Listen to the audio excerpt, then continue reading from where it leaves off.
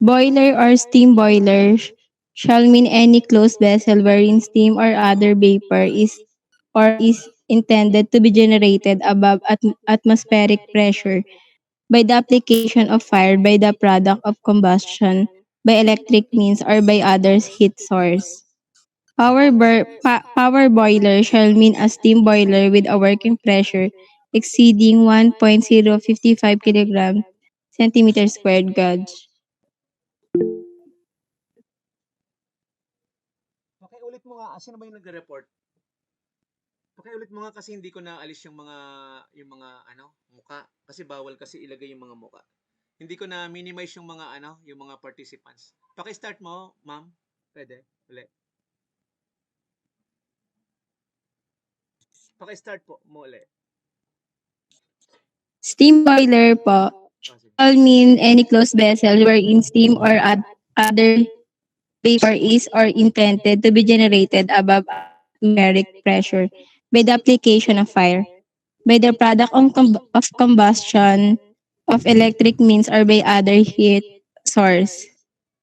Power boiler shall mean a steam boiler with a working pressure exceeding at 1.055 kilogram centimeter gauge. Miniature boiler shall mean a power boiler which does not exceed any of the following limits. Ito po yun, yung A, B, C, and D. Yan po yung mga exceeding limits niya, sir. Mga sukat, no? Anong sukat ng inside? Inside diameter ilan? 40.5 centimeter po. Or 16. Then yung overall po. Yung overall po. Malaki lang ng konti sa ruler. Di ba yung ruler 12 inches? Di ba yung ruler? Yung ruler. Yung nabibili natin sa National Bookstore, di ba 12 inches? 1 foot. Yung 12 inches, dagdagan mo ng 4, magiging 16. So, ganun lang kalaki yung inside diameter. Kasi nga, mini, no? Miniature. Yung overall length, sige, paliwanag mo yan. Ilan yung overall length, ilan yung surface. Yung overall length po is 42 inches. Then sa water heating surface naman po is 2 feet squared. Sa maximum allowable working pressure naman po is 7.0 kilogram centimeter squared. Next page po. Okay.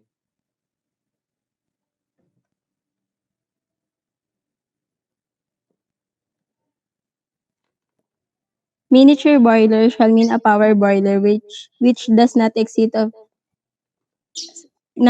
number 4, low pressure heating boiler shall mean a steam boiler used exclusively for operation at a pressure exceeding 0.055 kilogram centimeter squared or a temperature not exceeding 121 and 250. Hot water boiler, a vessel completely filled with water and is intended to be heated above atmospheric pressure by the application of fire or such production of combustion by electric means or other heat source.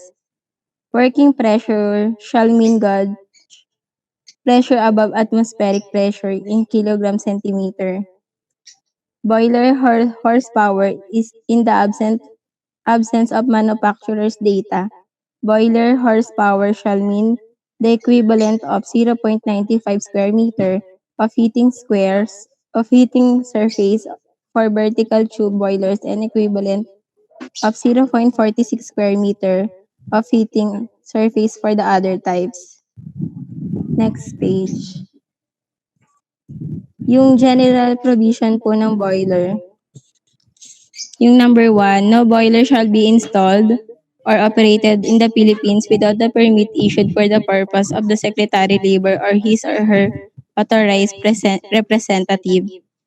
Number 2, application for installation of new boiler shall be filed by the Bureau of Fire in the regional office of the available professional mechanical engineer for processing and application to locally fabricate boiler shall be filed in 5 copies with the Bureau or in the regional office concerned, accompanied by design drawing, computation, and specification.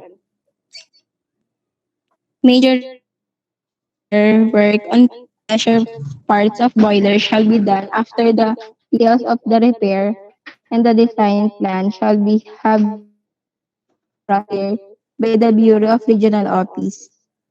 After repair, the boiler shall not be operated or used without the permission issued by the Secretary. Any removal, any change location of or ownership of steam boiler shall be reported to the Bureau or regional office concerned by the old and new days after the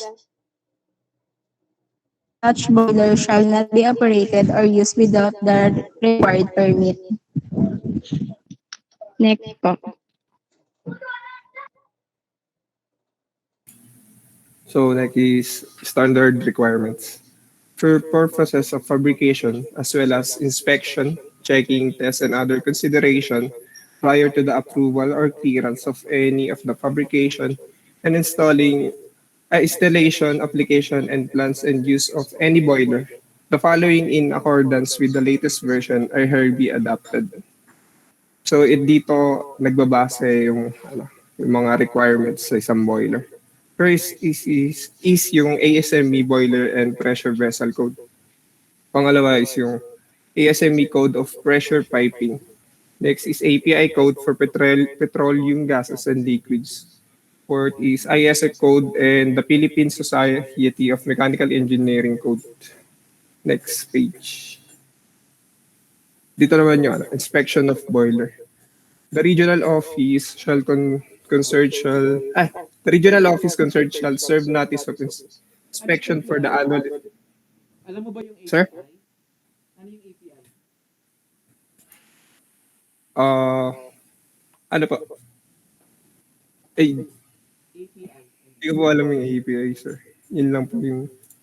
American Petroleum. American Petroleum Institute, sir, pala. Oo, tama ka. Yeah. Sige, tuloy mo. So, dito sa inspection of boiler, yung regional office, nagbibigay siya ng notice of inspection 30 days bago yung expiration of the permit to operate the boiler and bago yung exact date ng inspection. So, pag natanggap ng owner yun, ang gagawin lang ng owner bago i-inspect yung boiler, kailangan niyang i-drain, cooled, open up, and truly cleaned for the conduct of internal and external inspection on all boiler parts and appliances.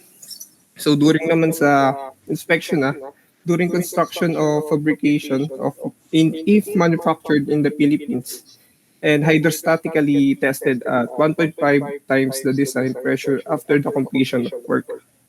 Second is before being placed into a service after completion of installation and hydrostatically tested at 1.5 times the design pressure. Before being placed into service after completion of reconstruction or repair and hydrostatically tested 1.2 times the maximum working of operating pressure and periodically at intervals of not exceeding 12 months. Second is the result of internal and external conduct of inspection on all boiler parts and appliances based on the discretionary power or privilege of the Technical Safety Inspection Authority. Decide whether or not to subject the boiler to hydrostatic test. Sinong department ang mag-inspect ng boiler? Department of? Oh, teka. Ano? Trade? Labor? Science and Technology? Sino?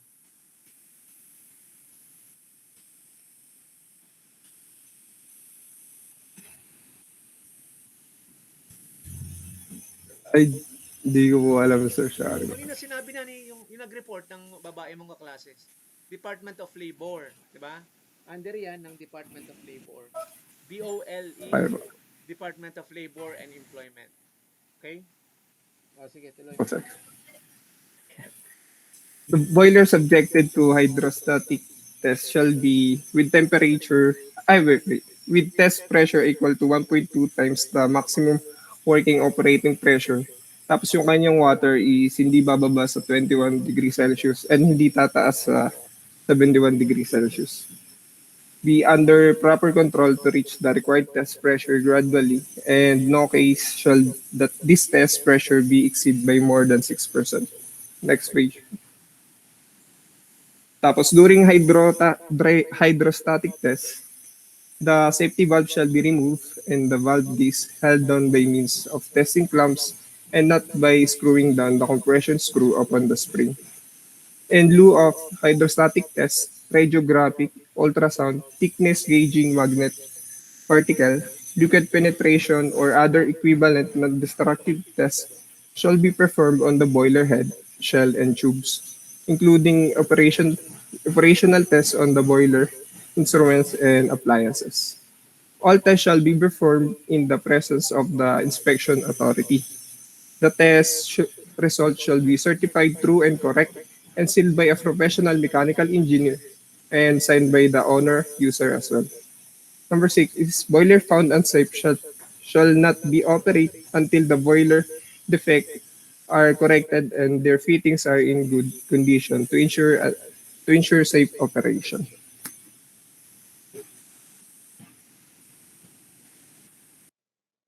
Age limit of lap riveter boilers.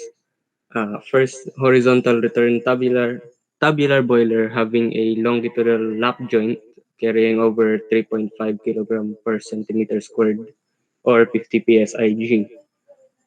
Pressure shall be 25 years. Yung longitudinal lap joint is located at the top ng mga pipes.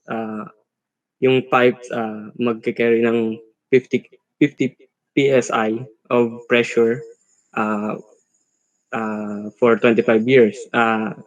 Riveted joint boilers shall not be discontinued from service solely due to age. Ibig sabihin, pag luma na yung boiler, hindi naman siya i-discontinue sa service. Pwede naman siyang gamitin as long as na inspection naman siya for safety. Uh, within five Within a 5-year period after effective of standards, a joint lap may be used provided the lap joints are thoroughly investigated. So, yung sinabi ko kanina, pwede naman gamitin yung mga second-hand boilers as long as na-inspect ng mga safety engineers, mga ganun. Boiler tested hydro hydrostatically to 1.2 times its working pressure and general condition of the components. Yung hydrostatically testing, yung ipapump, ipapump yung mga pipes and boilers ng high pressured water. Ginagawa nila to para ma-check kung may cracks or may leak yung mga piping or yung mga boilers.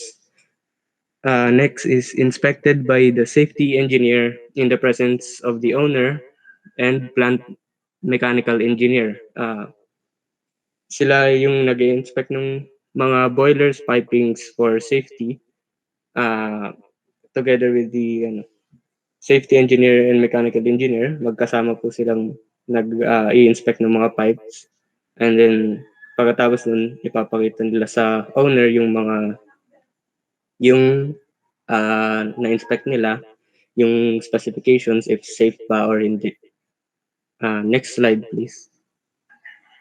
Construction of steam boilers. Steam boilers are to be constructed in accordance with the procedures of the standard requirements. Yun po yung na-discuss po kanina nung previous reporter. It's also known as the Rule 1162.01. Next is the steam boilers, fittings, and attachments. Designed to adapt to the condition of their use. Pag gumagawa daw po ng mga boiler, dapat po naka base po dun sa paggagamitan niya. Kung high load and high stress po yung gamit niya, yung paggagamitan, dapat po yung mga tools na gamit is angkop dun. Constructed of sufficient strength to sustain internal pressure to which they are normally subjected.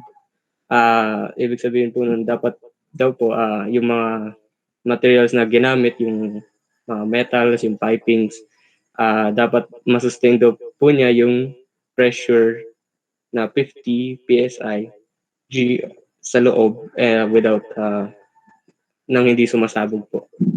Next slide please. Boiler records. Every boiler shall be accompanied by a certificate showing all the technical specifications. Pag may boiler or bumili po kayo ng boiler, may certification po yun galing po sa company na gumawa na uh, na safe po siyang gamitin. May mga nandun po yung mga specifications niya, yung mga kailangan pong malaman para sa pag-install, mga ganun. All second-hand or rehabilitated boilers shall be accompanied by detailed workings drawings and certificates executed by a professional mechanical engineer. Yung mechanical engineer daw po, siya daw po yung nag-inspect ng mga second-hand boilers kung gagamitin nyo man. Yung i-inspect niya yung tensile stress, yung joint efficiency, yung heat treated butt fusion weld. Yung tensile stress dapat daw po hindi siya mag-exceed ng limit na 3,873 kg per centimeter squared and yung pressure of 55,000 psi. Yung joint efficiency not more than 90%. Tapos yung factor of safety not less than 5. The certificate shall also contain the results of all the control tests conducted. May certificate rin daw po na kasama sa records ng boiler yung mga inspection, yung mga test na ginawa dun sa boiler, kung ano yung mga numbers na lumabas, yung safety rating niya, yung mga ganun. The certificate shall be kept on file by the owner. Dapat daw po yung may-ari naka-store lagi yung mga certificates in case na may inspection, pwede pong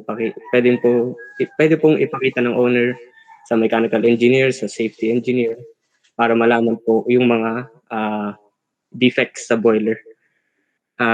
Every boiler owner shall keep a boiler maintenance register.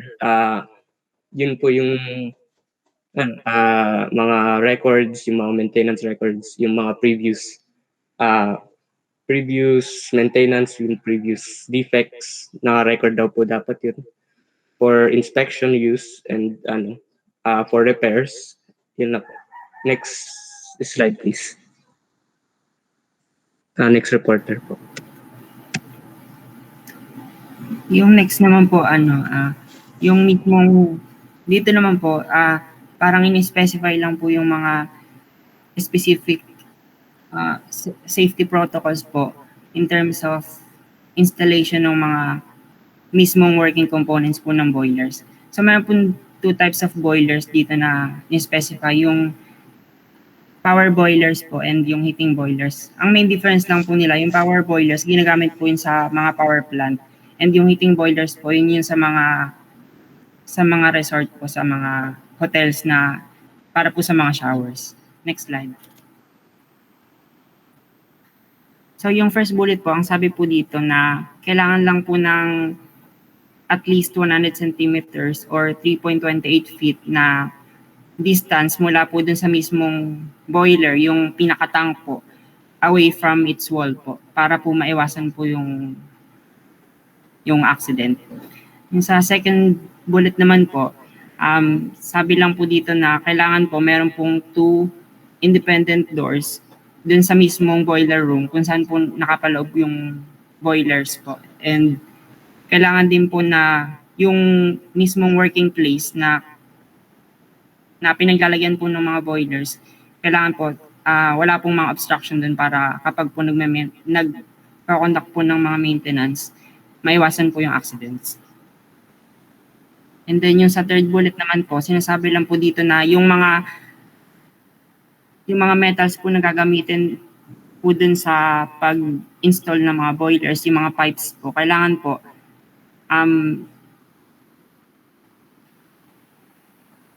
matibay po and hindi po madaling ma-impair kasi po para po maiwasan yung pag-burst ng mga components. Then, ayun, ganun din po yung sa fourth bullet na sinasabi po na kailangan po yung strength of materials na gagamitin talagang matibay para hindi po magkaroon ng mga burst. Wet bottom stationary boiler shall have a space not less than 30 centimeters or 12 inches between the bottom of the boiler and the floor line to provide access for maintenance. Kailangan daw po na yung boiler po is elevated ng 12 inches or 30 centimeters dun po sa mismong floor para po may space po kapag po nag-inspect. Next slide po. Next slide. Ito po yung mga components ng steam boiler. Next slide. Yung sa power boilers po, meron po siyang dalawang klase. Una po yung fire tube boiler and yung isa po is water tube boiler. Yung fire tube boiler po, makikita po sa illustration na yung combustion po, nag-occur po siya dun sa mismong mga tubes. Then yung water po nasa labas. So, tapos yung water tube boiler naman po, yung exactly opposite lang po siya ng fire tube boiler na yung nasa tube naman po yung water and nasa labas po yung combustion. Next slide. The working pressure shall be reduced to maintain a factor of safety of not less than 5 of such other factor as may have been specified or fixed in a specification, to which the boiler was made by increasing the factor of safety 10% or more as determined by the enforcing authority under the following conditions. So first po, the inspection shows signs of deterioration affecting the integrity of boilers unless repair is undertaken and after 20 years of service. Next slide. Another thing po to consider is yung manholes and yung handholds po. Kasi upon inspection po, ito po yung isa sa pinakamahalagang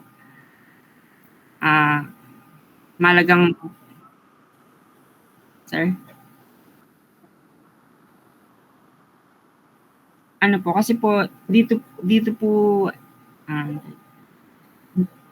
yung mga inspector po kasi dyan po sila lumulusot para po i-check kung may mga corrosion yung mga ginagamit na components. So ayun po yung mga sizes. Yung handholds po, not less than 70 millimeters by 90 millimeters or 3 and 1/2 inch. Next slide. Then, kailangan din po yung safety valve dun sa mga boilers. Each power boiler shall be equipped with at least one safety valve if the heating surface is 46.5 square meter or 500 square meter feet, or less than 2 or more if the heating surface is over. The safety valve shall be placed as close as possible to the boiler, connected to the boiler independent of any other steam connection, and placed between the boiler and the discharge point when installed in the pipeline. So yung safety valve po kasi, yung may iba-ibang klase po nito sir. Yung isa po na, yung main function po nito is yung nire-regulate po niya yung pressure dun sa mga pipes.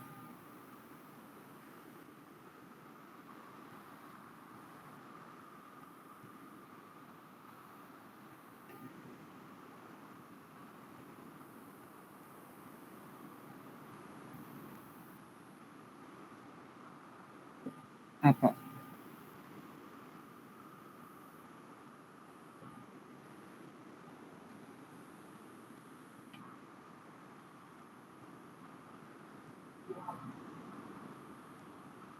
Opo.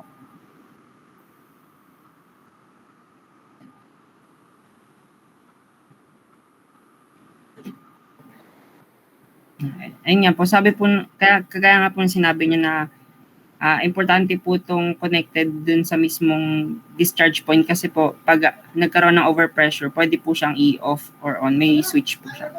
Next slide. Superheaters arranged in a manner that they can be isolated from power boilers should be located near the steam outlet. However, valves may be located anywhere in the length of the outlet heater if there is a uniform flow of steam through the superheater tubes. So ayan, yung kagaya ng sa second picture, kailangan ano siya, connected siya din sa boiler. Yung superheater, ayun. Ayan. Next slide.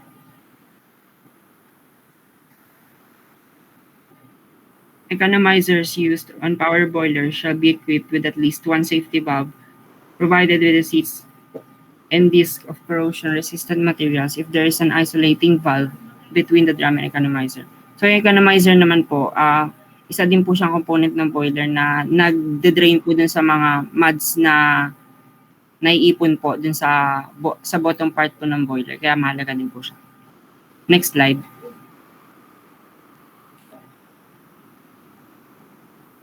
Yung stop valves po, parang yung sa safety valves din po siya kanina. So sabi po dito, steam discharge outlets on boilers except safety valves shall be equipped with stop valves located at the accessible point in the steam delivery line and as near as the boiler as practicable. So ayun din po yung kanina. Next slide.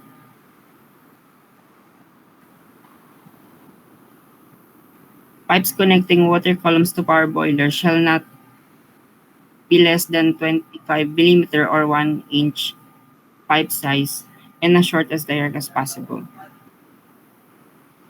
Whenever practicable, water connection from power boilers to water columns shall be provided with a cross at each right angle.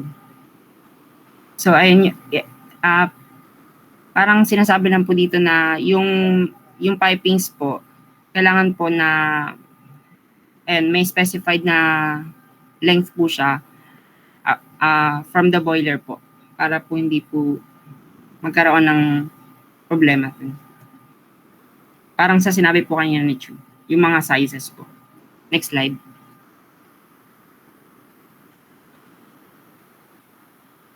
Then yung steam gauges naman po, importante din po siya para po malaman po kung yung boiler po ay nag-overpressure or underpressure po siya or on the right working condition po.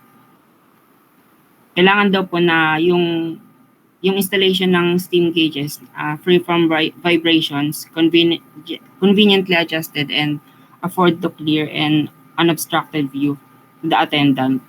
So ayan, mahalaga po na yung location ng steam gauges nasa tamang location kasi po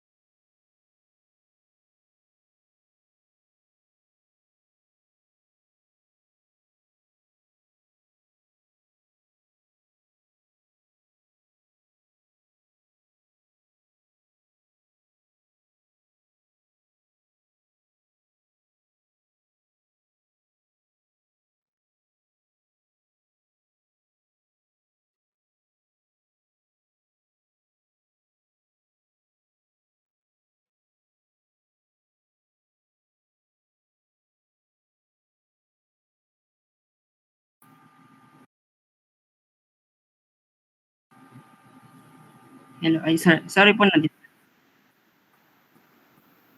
Next slide po.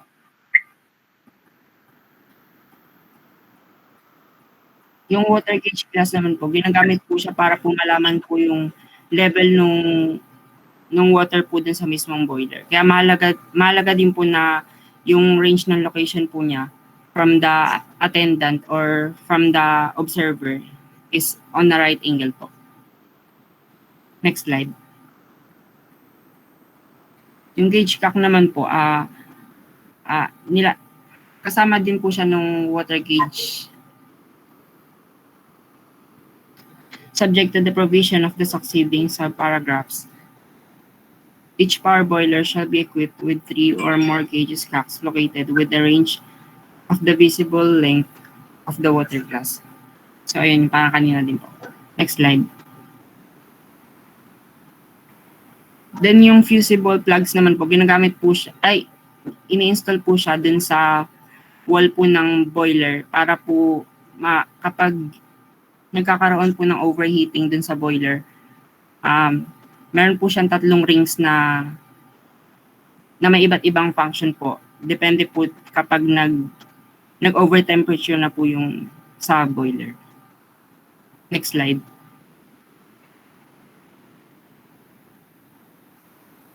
Then yung sa blow-off valve naman po, parang sa drainage din po siya. Yung kanina sa yung nilalagay po sa ilalim ng boiler.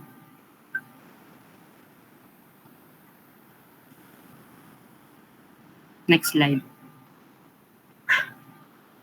Then yung sa feedwater system, yun po yung water na pinapump po. Galing po din sa mga turbine stages po. Then, papump po to the boiler. Next slide.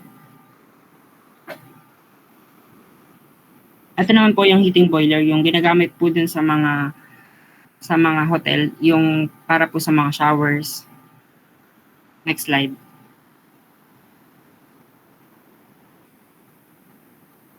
Ito po yung mga limit ng pressure and temperature dun sa heating boiler.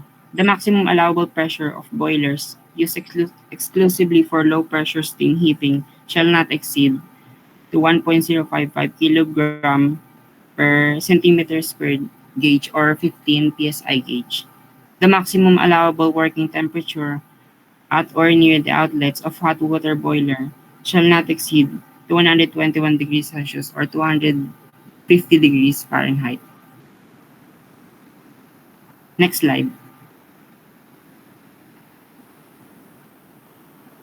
Steel plate low pressure steam boiler shall be provided with suitable manhole or washout openings to facilitate inspection and cleaning and maintenance. So, ayan, parang kanina din yan. Kasi same lang naman nung sa heating boiler tsaka sa power boiler yung sa maintenance. Next slide.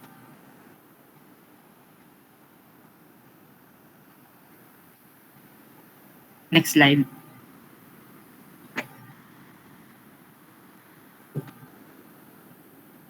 So, ayan, parang kanina din yan. Yung mga safety valves. Inulit lang. Next slide. So sa heating boilers, importante yung thermometers for actual measurement of temperature. Kasi compared dun sa mga power boilers, mas maliit na boilers yung ginagamit sa heating boilers kasi for ano lang siya, sa mga specified areas like sa mga hotels. Hot water boiler shall be equipped with a thermometer properly located for easy reading when observing the water pressure and sufficiently connected to indicate at all times the temperature of the water in the boiler. Next slide. For pipe installation, hot water heating system shall be installed that the fluid release column cannot be accidentally shut off. So, ayan, mahalaga na yung installation ng pipe. Kasama na dun yung mga safety valves. Hindi siya parang nagkakaroon ng mga errors. Ayan, parang ganun. Kasi meron kasing mga pressure dun na allowable lang. Na kapag biglang nag-shutdown yung system, magkakaroon ng mga bursting. Next slide. Yan, yung feed piping kanina parang ganun din. Next slide.